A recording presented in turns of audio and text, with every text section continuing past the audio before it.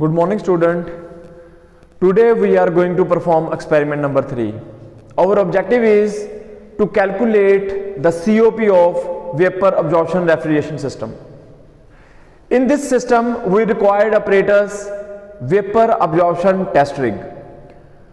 The schematic diagram of the vapor absorption refrigeration system is, it consists of condenser, evaporator, absorber, heat exchanger, generator and rectifier. Now starting with the condenser. The condenser, at the outlet we have liquid ammonia. These liquid ammonia enter into the evaporator. The hydrogen is coming from the absorber which mix up with the evaporator. It increases the rate of evaporation of the ammonia. After that, the ammonia and hydrogen passing over this absorber having a water which are mix up and separate the ammonia and water, and rest hydrogen sent back to the evaporator.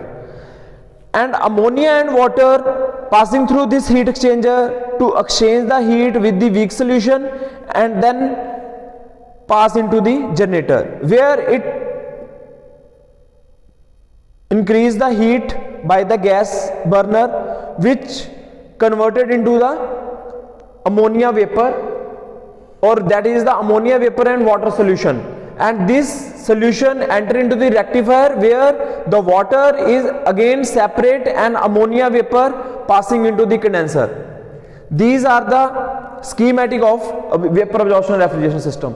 Now the formula which we required in this system, that is COP of the system is equal to TE upon TC minus TE. This is the COP of Carnot cycle into, this is the efficiency of Carnot, that is TG minus TC upon TG. Okay, these are the temperature which we have noted down from the experimental setup, and this is the observation table. TE, TG, TC. This is the temperature of evaporator, temperature of generator, temperature of condenser. Now move to the experimental setup. This is our experimental setup. This is the Electrolux refrigerator which is based on vapor absorption refrigeration cycle. This is the control panel of vapor absorption refrigeration system. The first voltmeter, ampere meter, and this is the temperature indicator to measure the various temperature of the refrigerator. The T1 temperature is ambient temperature, T2 generator temperature, T3 condenser temperature and T4 evaporator temperature. Now this is the back side of Electrolux refrigerator. So first is, this is the condenser, this is the generator, absorber,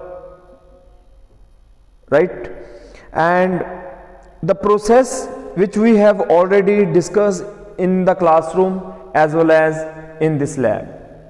Now I will show the front panel of this refrigeration system. This is the front door of Electrolux refrigerator system. This is the evaporator which is not showing at the back side of the system. This is the evaporator, and this is the plate which we have observed the heating from this space. Okay, and note down the various reading from the temperature indicator and calculate the COP of the refrigeration system. Now observation and calculation part of this experiment. During the experimentation, we have noted down the various value of the temperature from the experiment. The first temperature is temperature of evaporator, that is minus 5 degrees Celsius. Temperature of generator is 120. Temperature of condenser is 30 degrees Celsius. After that, we can convert it into Kelvin scale, that is minus 5 plus 273 is equal to 268 Kelvin. Temperature of condenser is equal to 303 Kelvin and temperature of generator is equal to 393 Kelvin.